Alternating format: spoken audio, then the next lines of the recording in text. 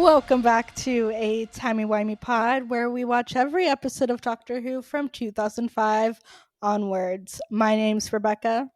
I'm Haley.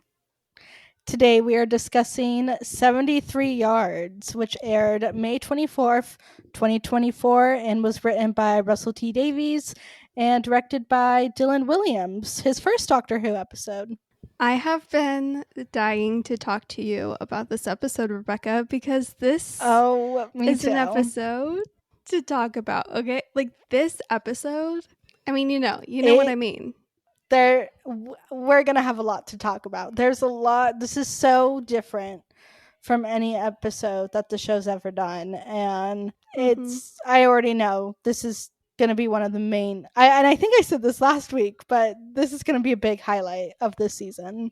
Yeah. Do you want to head straight into the fantastic facts? Yes, we have no time to waste today.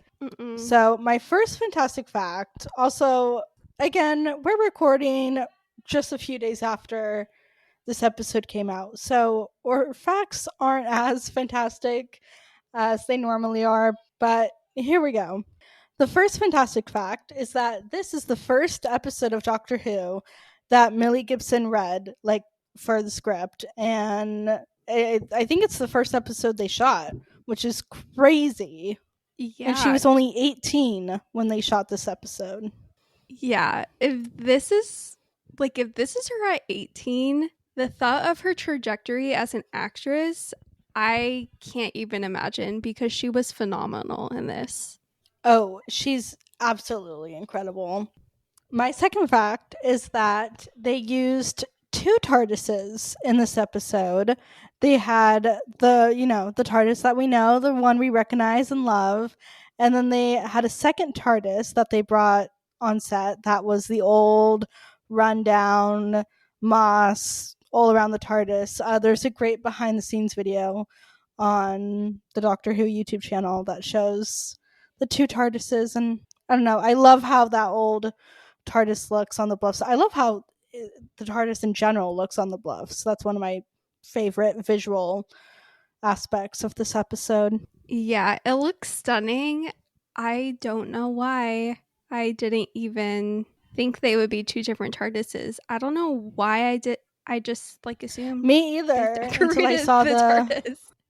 That's what I thought too, until I saw the behind the scenes video, and now there's 2. I wonder how many of the outside of the TARDIS box they've had over the years, because it has changed. Yeah.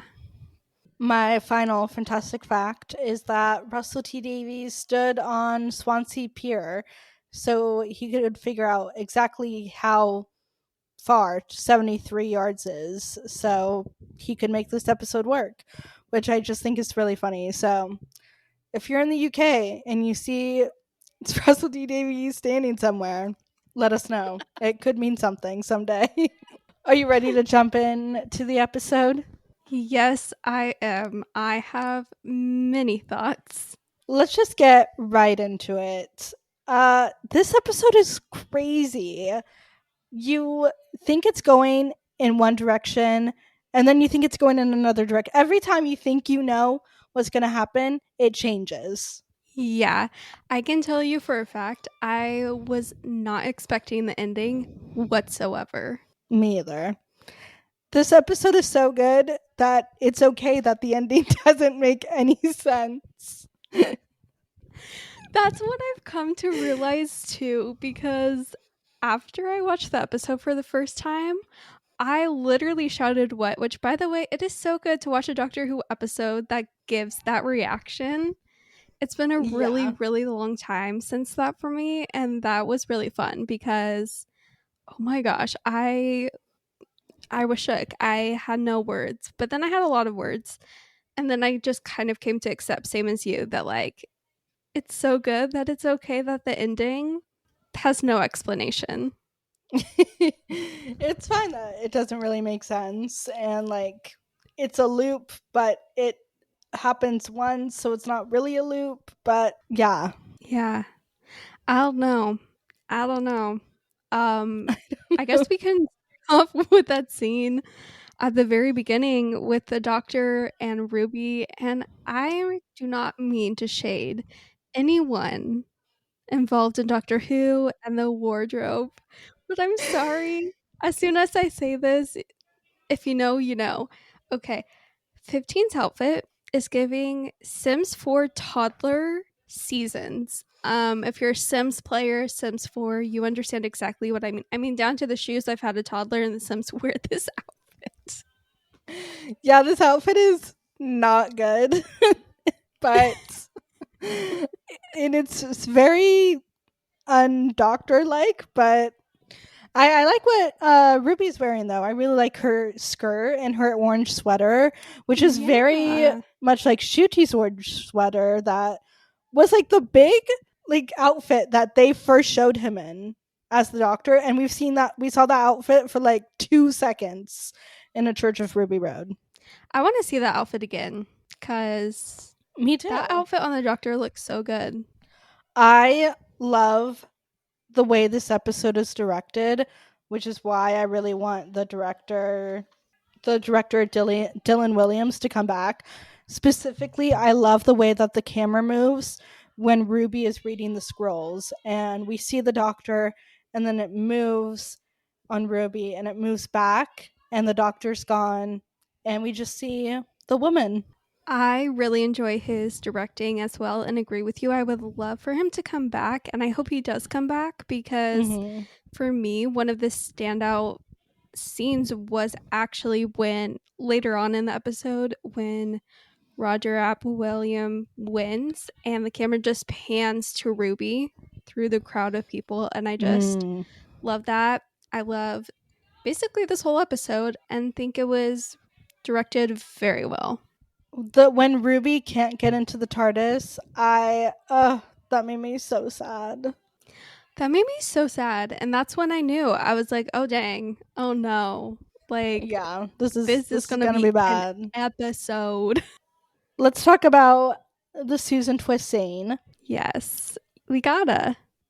So Susan Twist, who, if you don't know, we've been talking about her, but she's an actress who's popped up in every episode this season.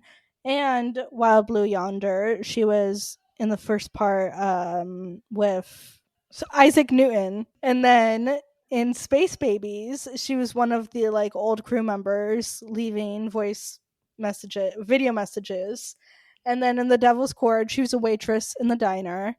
In Boom, she was the ambulance. And in 73 Yards, she's a hiker that meets Ruby at the beginning of the episode. And Ruby even recognizes her for a moment in this episode. Yeah, she says, "Do I know you?" And something interesting is Susan Twist isn't even acting suspicious. She's acting like she No. literally doesn't know who Ruby is. She's never seen Ruby before. She's never heard of a man called the Doctor. Like, it's very weird and interesting because I would have thought there would have been a weird undertone to her character that maybe there's something off, but now I'm like, Mm-hmm. what? Like, is she like, what is this arc gonna end No. up as? I know. I'm so curious because yeah, she doesn't seem evil at all. She's very just nice and normal and like does she even know she keeps popping up? I so very curious to see how that's all gonna unfold. But after we meet her, this is the first moment when we see someone trying to go up to the woman to talk to them, Mhm. and we see what happens. They hear something, and then everyone hauntingly turns, looks at Ruby, and then runs away screaming. And it is horrifying. I can't even imagine being Ruby, like being in Ruby's shoes, because having that happen consistently throughout this episode, it's just so sad for Ruby, and you can tell it really affects her. No, there's so many sad points in this episode that we'll get to. My heart just breaks for little old Ruby. Me too. I do want to like go back and talk about what the doctor says to Ruby before he disappears, But before we do that, while we're still talking about the Susan Twist scene, I just want to point out that it was snowing during this scene with Ruby. I noticed that too. Do you think it was snowing because they were in Wales and it was snowing? Or did that have something to do with Ruby and her ability to make it snow? I think it was Ruby and her ability to make it snow. Maybe it is because it's in Wales. But yeah, I do think the snow is because of Ruby and not because they're in Wales. I could be wrong with that specific moment. I agree. However, I don't think she realizes that she's the reason it's snowing in that exact moment. Because even later on in the Mm-mm. episode, when she's talking to the doctor as an older woman, she says it never snowed again. So I think Yeah. sometimes she is making it snow, but doesn't even realize that's what she's doing. Yeah, I don't think she's realized it yet. I'm Well, I interested think to she see what. has because she does say, again, as an older woman, I used to be able to make it snow. Oh, So she that's knows right. the snow's a You're right. thing. And she says to the doctor, it never snowed again. And I never found my birth mother. So I think she, like in Space Babies and The Devil's Cord, like she knew it was snowing, but we don't understand why that's happening or how she's doing that yet. Okay, I see what you mean. Okay, going back to the first scene with the doctor. Yes. 15 is just chatting with Ruby, and he says, mind you, Roger Ap William, that's a bad example of the Welsh, the most dangerous prime minister in history. Which, first off, I have to stop right there because the most dangerous prime minister in history is Harold Saxon. Yeah, literally like destroyed the world for a whole year, but okay. Yeah, I mean, technically, that entire timeline was erased, but Martha still remembers. Yeah. Hey, Martha and her family remember. They remember for sure. Talking about Roger, 15 says, he led the world to the brink of nuclear. Wait, what year are you from? Oh, yikes. Sorry, he was 2046. Sorry, spoilers. Forget I said anything. Russell, you knew what you Yeah. were doing with that line. I love when they say spoilers. It's like, River, I see you. I love River. Me too. What did you think of the scene in the pub and all the interesting Welsh people that we meet in the pub? Because I hate these people. They're so mean to Ruby. She comes in, is clearly in a crisis, is clearly distressed, and they're so mean to her. Like, right away in the beginning, they're like, there's the whole thing about the phone and like they're just so mean to her, and even at the end after she's there for a little bit, then the owner is like, you gotta go and I don't want to see you again, even though she's clearly again like going through some sort of crisis and no one is trying to help her. They're just like teasing her and being so mean to her. All of the people there, I'm like, what is your problem? Like, Ruby's done nothing. Honestly, the people there were giving me midnight vibes. Like, I don't They know even had why. the little emo teenager. You know what? That actually is why. It's because they had the emo teenager like they did in Midnight. And I honestly thought, based on like the teaser we saw and based on this scene, that most of the rest of the episode would be in this like pub. Like, I really did. I Me was too. wrong. I thought for a moment like, oh, okay, this is how this episode's going to be. We're spending a night in this creepy pub. And it was kind of advertised that way as well. Yeah. But then again, the episode completely changes, and it changes more throughout this episode, which is why I find it so fascinating and enjoy it so much. Same. I will say in this pub scene, someone says, I can't remember which character it is, says, cliff tops are a liminal space neither here nor there where rules are suspended. And I just found that interesting because, I mean, if we are going with the fairy circle being broken thing, kind of makes sense it's on a cliff top using that logic. Mm-hmm. And they talk about how the cliffs are like a boundary between the land and the sea. And there's some great writing in the scene and some great dialogue that I do think really kind of, if you're paying attention, weaves in to the rest of the episode in a way. I really love when they talk about Separate um, distance. separate distance. Yeah, I thought that was really interesting and definitely a big theme of this episode. It means following, but always distant. Which, I mean, the creepy lady is Yeah. following, but always distant. Mm-hmm.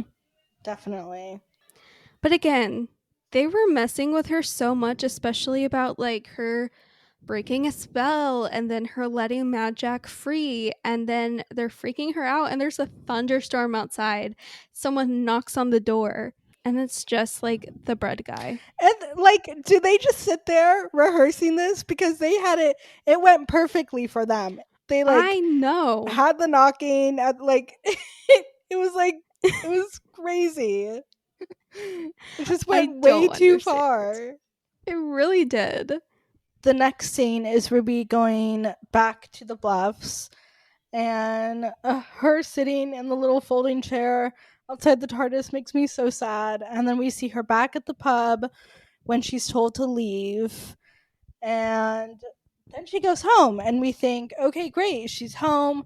She and Carla and Cherry, they're gonna figure this all out. Like, it's gonna be a fun, the Sunday episode. We're gonna get through this.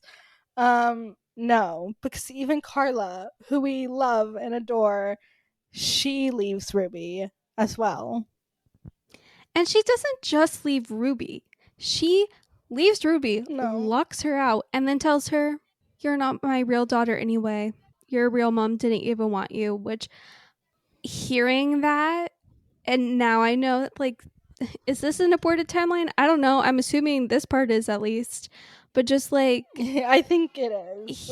I think the No, whole I thing know. is It is. a forgotten timeline. No, I know it is. But hearing this, even in an aborted timeline, was really hard to watch for me. Like, that was a really deep cut moment. It was heartbreaking. I love the shot of Ruby chasing after the cab and like her like slowly dropping the phone. And then I love the shot when she gets locked out and she's just sitting outside the door and the camera moves and we're like watching in from the sunlight. It makes me so sad. When Carla is going up to the creepy lady before she abandons Ruby, and she's trying to take Mhm. one for the team, Mrs. Flood pops up out of literally Yes. nowhere. And she's like having a good time, and then she says something before walking away. She says, "Nothing to do with me." Interesting.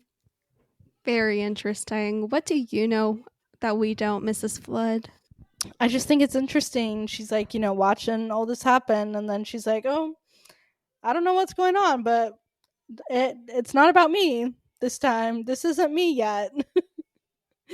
And it was almost like a message from Russell, like, "No, this isn't the Mrs. Flood episode. This is something else."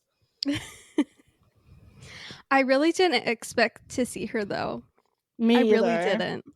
But seeing Ruby rightfully and understandably so shattered over Carla, I mean, that's her, like, of all people, that's her mom abandoning her. And it's just so sad. And then the episode changes again, and we see Kate come in, and we think, okay, Ruby and Kate, they're gonna team up. Unit is going to fix this. When Kate shows up in Doctor Who, it always means something bad is happening, but I always know it's gonna be okay. Like, we got Kate, we're gonna be okay, we're gonna figure this out. And even Kate leaves Ruby, and that, I think, is the most heartbreaking point, because that is when truly all hope is lost in this episode. There's no one that can help her. Totally. Also, I just want to, okay, I don't know about you. This might be a hot take. I did see on Reddit, I'm not the only one that feels this way. I very much felt from the second Kate came on screen and talked to Ruby before she even like abandoned Ruby because of the creepy woman. There's something going on with Kate Stewart. I'm just gonna say it. Like, there's just a vibe. Like, I don't know. Evil, negative, bad, I don't know. Something's up with her. I will say I was a little cautious at first when she popped up, and I did get that same feeling like something's up, but I wonder if that's just if Russell's just like writing her differently and that's why she feels different. I find it hard to believe Russell would write her in a way where she would come off evil. I don't know. Maybe there's something going on, maybe there's not. I hope my girl Kate is good, but Me too. I hope there was like it's all good. Maybe she's actually Saigon Kate and that's why. maybe. But when I rewatched it, I didn't feel that like on edge, like, oh, this is something is gonna happen. Even though I know something bad was going to happen, but I didn't feel like mistrust towards Kate. So I don't know if that's just like we felt it because we were so on edge watching it, and we knew even Kate's not going to be able to help us with this woman. For me personally, I still mistrust her, not because of her character in general, but because of whatever's up this season. So I don't know. She also had red nails, which Yes, can just be random. But in the giggle, red nails picked up the tooth with a master in it. and I do think those nails belong to Kate. I don't know if I said Same. that when we talked about it, but I do believe those are Kate's nails. Me too. And honestly, it makes sense. It does track. Like, not in an evil way, but like in a unit way. It makes sense. Totally. She would pick it up. Totally. She does say to Ruby, though, I think this timeline might be suspended along your event. That I was confused when she said that. I was like, what does that mean? Okay, so someone on Reddit, I saw a comment. I don't think I saved it, so I can't say the username. I'm not taking credit. They said if you switch the words timeline and event, it makes more sense. So, like, I think this event might be suspended along your timeline. But then why is it the opposite way? I don't know. Fair enough. Well, we'll add it to the list of questions we'll have to ask Russell one day. But as you were saying, after Kate, all hope is lost for Ruby. And it's so sad because, I mean, we do see her like have a few boyfriends over the years, but they never stick around because of the lady. And it really seems that every time Ruby starts getting close with someone, that's when the lady scares them away. I just think it's that it's like the first guy asked, like, I have to ask, is there someone else? And we just see Ruby and the woman. She just can't focus on these relationships because she's being watched. She has this like shadow behind her back. So I think that's why it's like what even Ruby said when she was breaking up with the last guy, like, yeah, it's my fault, but like, how can you can't function, you can't live when there's just some creepy old woman following you around and making everyone in your life hate you.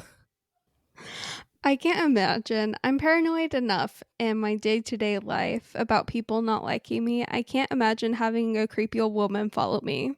I do love the montage, though, of us seeing her go on all these dates and us seeing her get older. Seeing the Christmas tree broke my heart because I'm like, oh, it's her birthday. Oh, I know. She's all alone. It broke my heart too. I know. And as the years go on, the cards dwindle. Yeah, oh, it's so sad. But at least she had some cards. At least someone was giving her cards. We do. As you mentioned, like, we see her turn 25 and then 30 and then 40. And I'm really sorry. She doesn't look 40 at 40. No. All the comparisons to her makeup in this episode compared to Karen Gillan's aged makeup and The Woman Who Waited is really funny. But again, Like, I could, in a normal episode, I would nitpick this and complain, but this episode is so good. I don't care that she doesn't look 40 years old. Like, I will forgive the crazy makeup or lack thereof, really.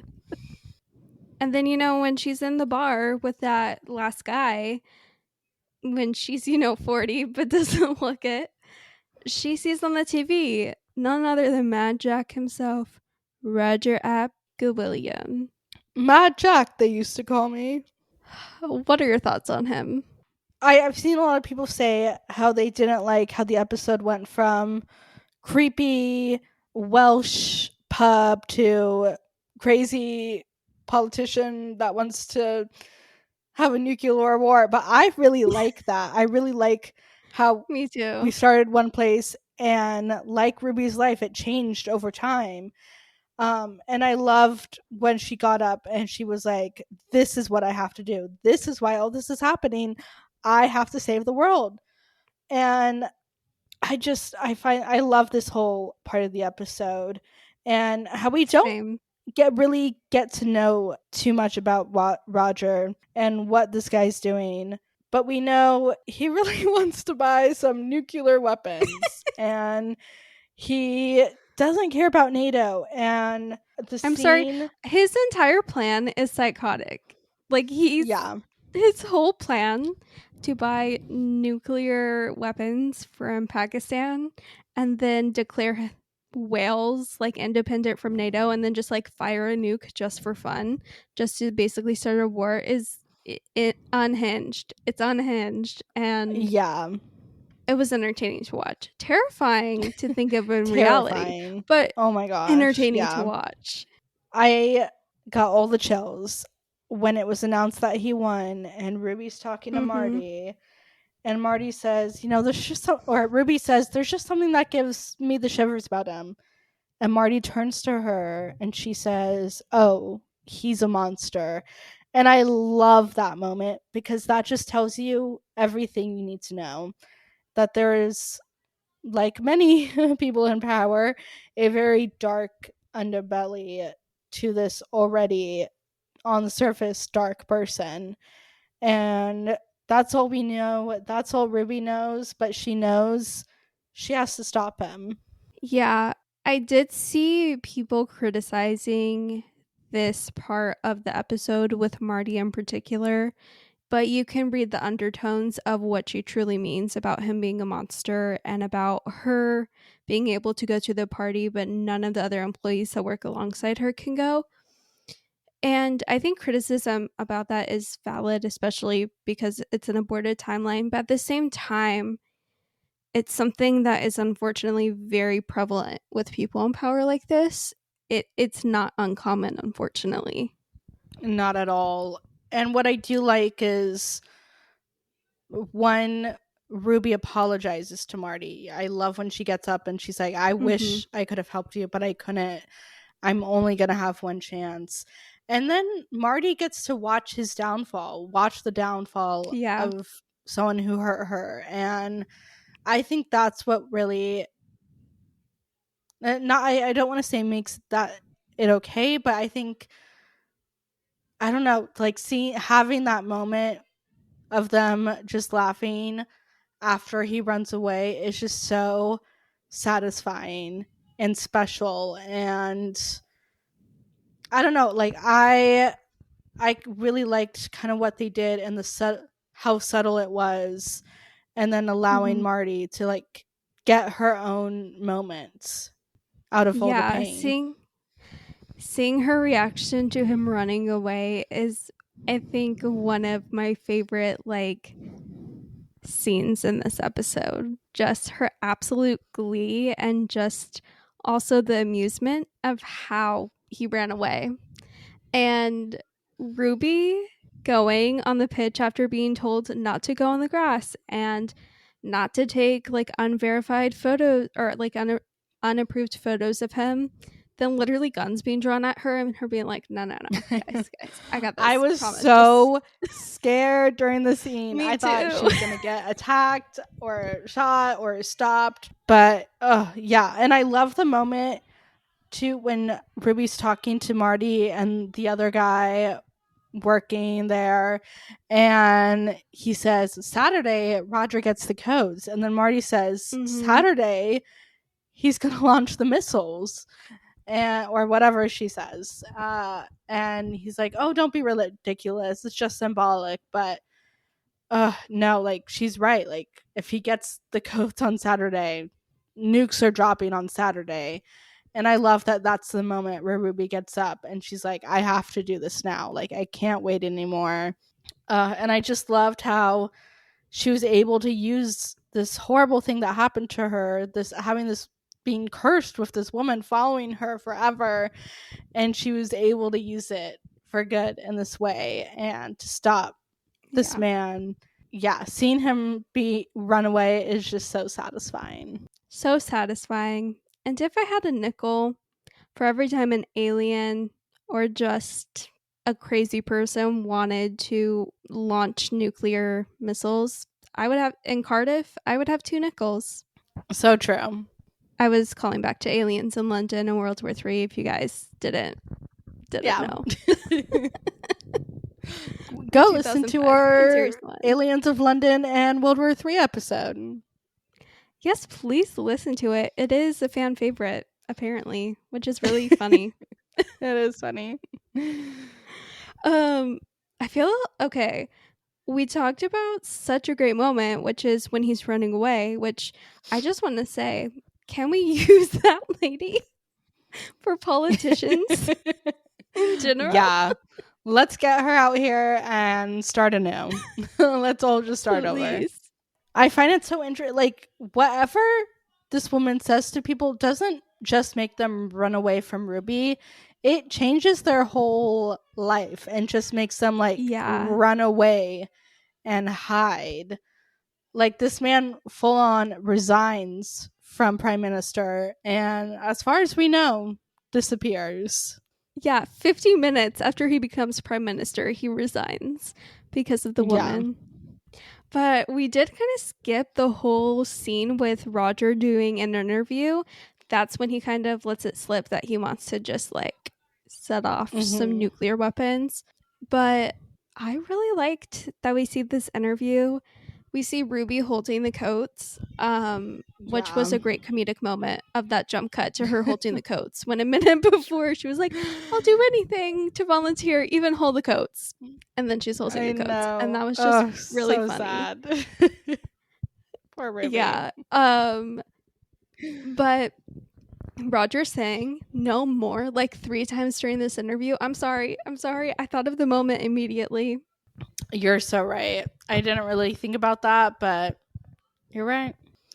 I want to ask, do you think the reason this happened was so she could stop Roger Ap Gillion and stop whatever was going to happen?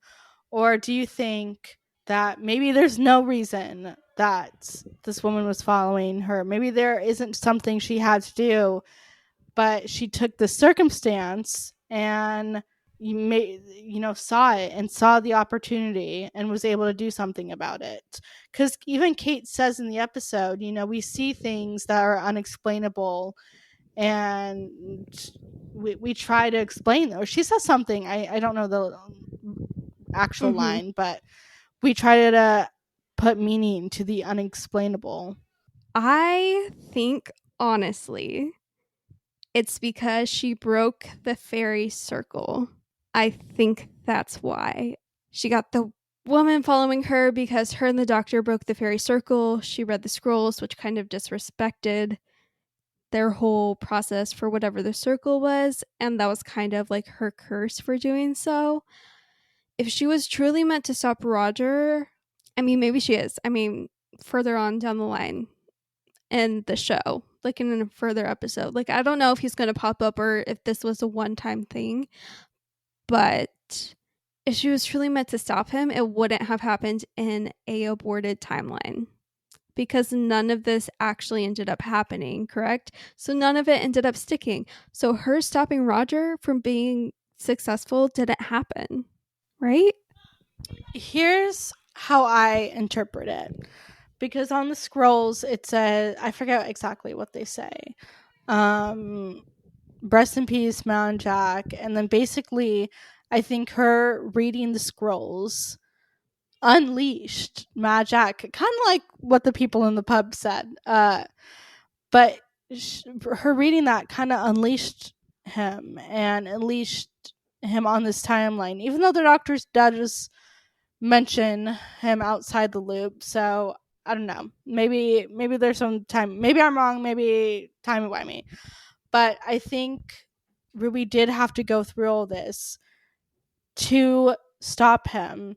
And then because this time, going through it again, she doesn't read the scrolls, she did stop him in a way.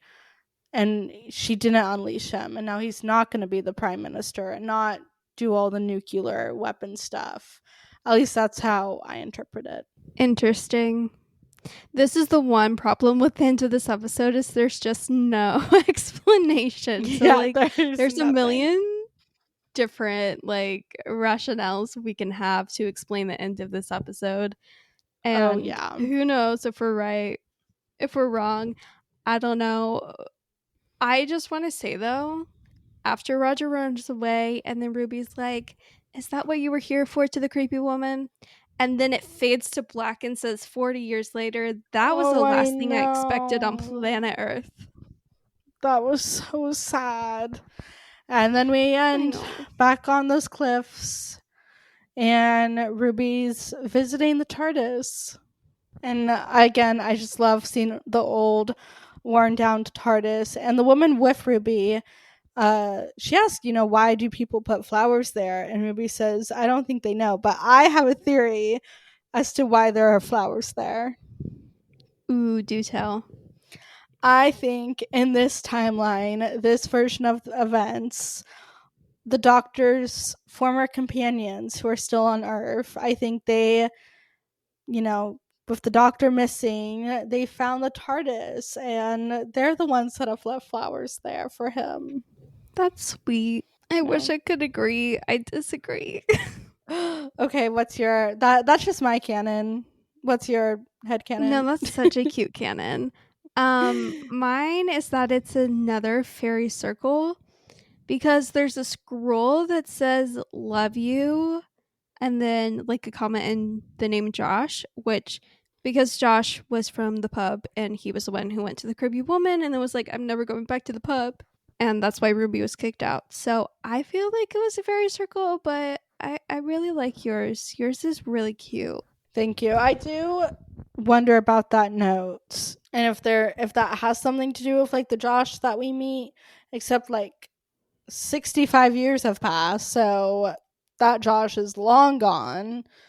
So I don't know. That's another thing, Russell, I need an answer. Yeah. Is that note supposed to mean something? Is there a connection there? Is there not? Why are there what's another thing that's kind of unanswered? Russell needs to do an Instagram Q&A. Oh my gosh, please. I love when she's talking. She's just sitting in front of the TARDIS and talking to the Doctor, and it's so sad when she says that her mom is probably gone, but she's definitely gone, but no one ever told her, and she never found her birth mother, and it never snowed again. But she says that she still has hope. She still dares to hope that it's gonna be okay and that there's a reason that all this happens. And it makes me love Ruby so much, and it makes me so sad that she suffered so much and everyone abandoned her, but she still had hope. I know, and I find it so sweet that she says the reason she has hope is because that's very you, my friend, isn't it? Yeah. And she's like, I dare to hope. And I just love that quote. I feel like this is going to be one of, granted it's the old version of Ruby in an aborted timeline, but like this is probably going to be one of the top quotes of her character, I feel. I completely agree. And I love how when she calls the Doctor like her old friend, and because she could be mad, she could hate him, and be angry, but it's so sweet. Yeah. And then she's in hospital. Mhm. And she says to the nurse that she used to, be able to make it snow once upon a time. And That then the nurse, line breaks my heart. no, it breaks my heart too. The next line breaks my heart even more because the nurse is like, I'll be down the hallway if you need me. And Ruby's like, don't worry, everyone has abandoned me my whole life. And then she just says, but I haven't been alone for 65 years, talking about the creepy old So woman. haunting, so sad.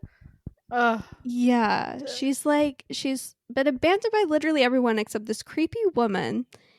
And she finally just kind of accepts that and accepts that she hasn't been alone for 65 years because she's had the creepy woman who's driven away everyone. And it's just so sad and so haunting. And so sad. Let's talk about this next clip here because when I was watching this, I was like, are we in a horror movie? So scary. It's so scary. I was scared. Like, I was scared watching it. I'm like, what's happening? Mm-hmm. And then the creepy lady, like, reaches out to Ruby, and then Ruby becomes the creepy lady, or the creepy lady was always Ruby. Like, what do you think? I guess Ruby was the creepy woman, or I don't know. Like, I was trying to think about it earlier, and I'm like, does 73 yard? Because I keep seeing people being like, oh, 73, like that number has to mean something. Like, why is it 73 yards specifically? And I don't think it means anything. I don't either.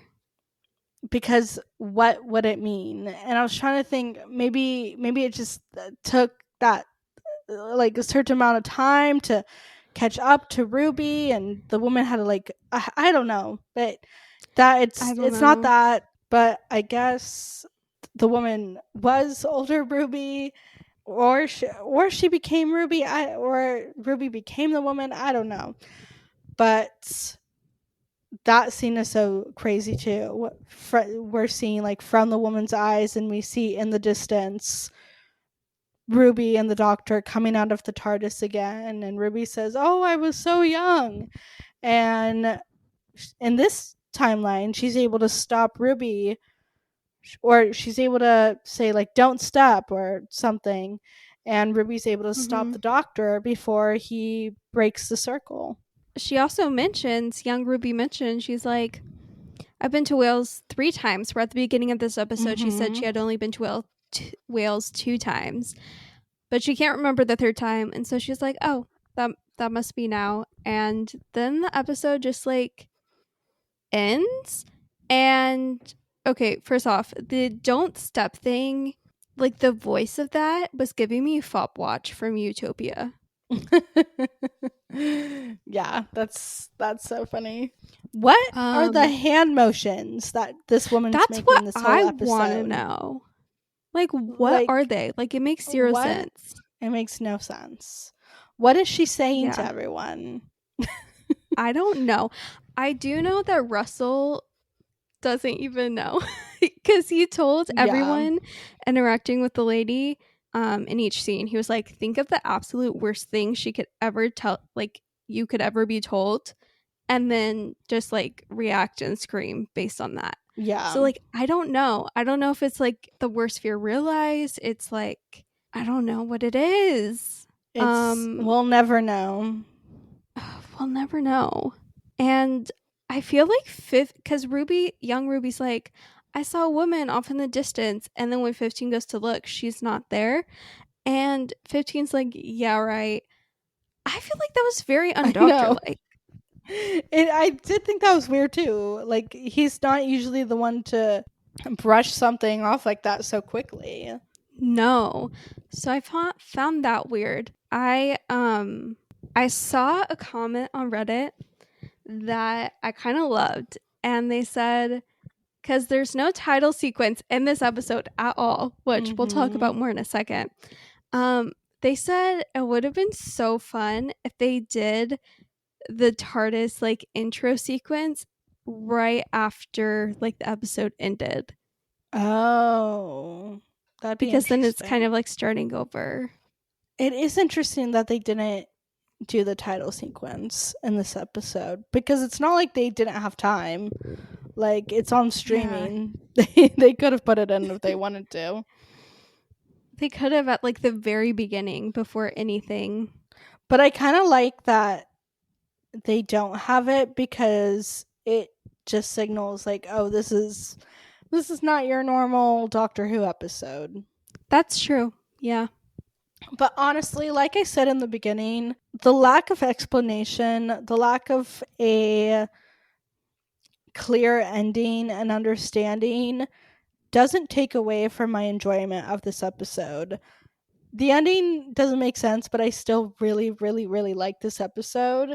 And that's okay. Not everything has to be explained all the time. Like in Midnight, I we never agree. find out what that creature was and why they were doing what they were doing. And here we don't really have all the answers, but sometimes there isn't an explanation. Sometimes mysteries don't get solved, and that's okay. Do we have any Reddit comments about this episode? Yes, I do have Reddit comments. I'm ready. All right. So the first one we have is in response to what the woman is saying to everyone, and user Hands Lion on the Doctor Who subreddit that said their theory is the woman's telling everyone, don't forget to subscribe to the official Doctor Who YouTube channel. Yeah. If you know, you know. If you know, you know. That's amazing. The next one I have is in response to theories about what this episode means. The user on the Doctor Who subreddit, their user Karos855 on the Doctor Who subreddit, said the whole timeline was designed by the Fairy Circle to create an older Ruby who could appear in the distance and warn the Doctor not to step on it, so that in the end it was never broken. It's a self-preserving magic being that used time travel to save itself.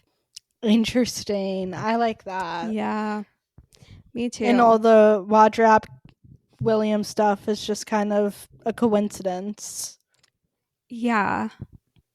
I kind of like that theory a lot, Interesting. actually. Me too. User I Killed Blitz on the Doctor Who subreddit commented something interesting. They said, I'm really hoping that this was a mid-season setup for the finale. Russell T Davies did mention that this episode is really important. So I do feel like we'll get some more answers come the end of the season. I'm curious, like, the source of where Russell said that.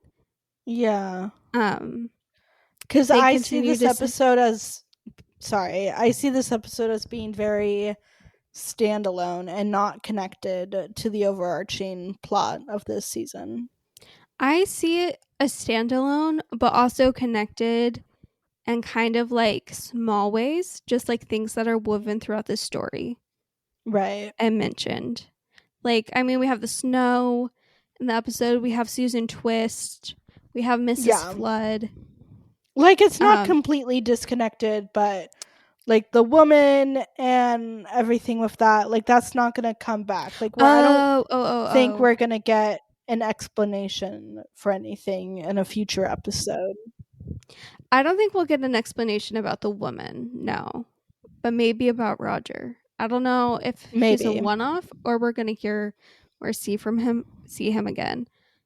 But their comment continues and they say, definitely wouldn't be the first time Doctor Who has left a bunch of questions in the middle of the season to be answered at the end. They also continue to talk in their comment about the Roger and Marty kind of thing that we already talked about, so I just won't read that again because we already discussed it, but that was that comment.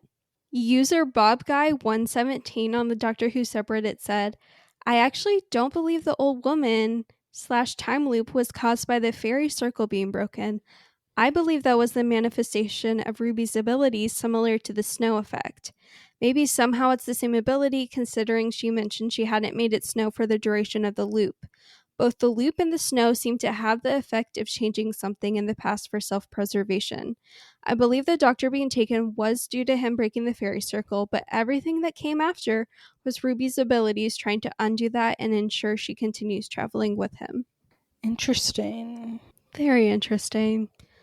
I think this will be the last comment I read, but past-future 3968 on the Doctor Who subreddit said, R.I.P. Harriet Jones. You would have hated Roger Apke William.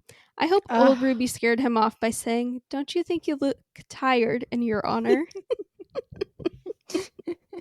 That's definitely what the old woman was saying to everyone.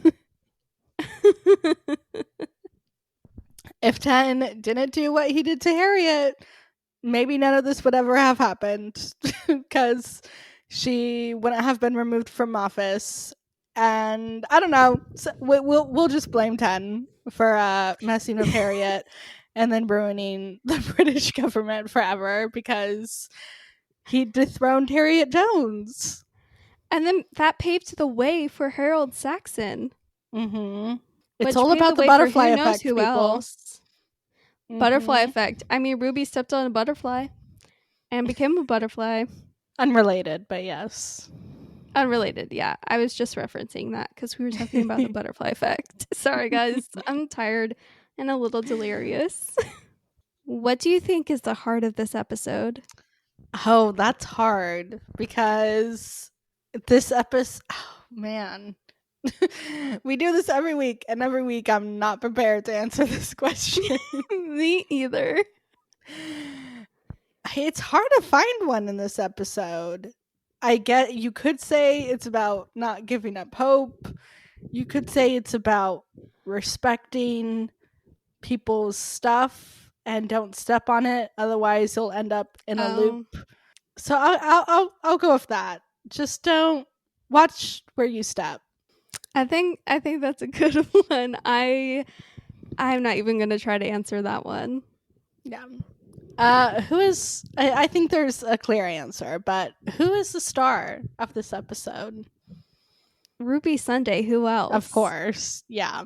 Millie Gibson's performance is incredible throughout this entire episode. Mm-hmm.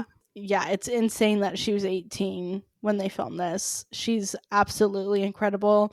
I text this to you after the episode, but she's going straight to the Doctor Who Actress Hall of Fame because yes, she is. She's incredible. She's phenomenal. I cannot wait to see, and her future trajectory as an actress. I will always be rooting for her, especially because of this episode. Like, she's just on another level.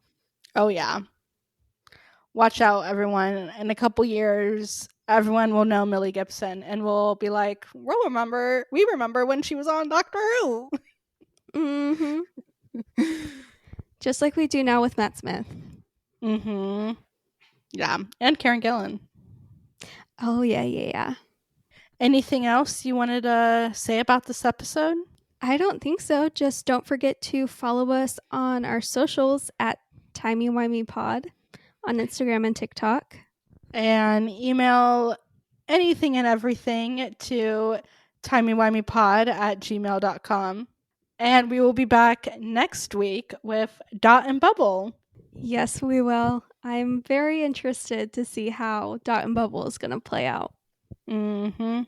Thanks for listening, guys. See you next time.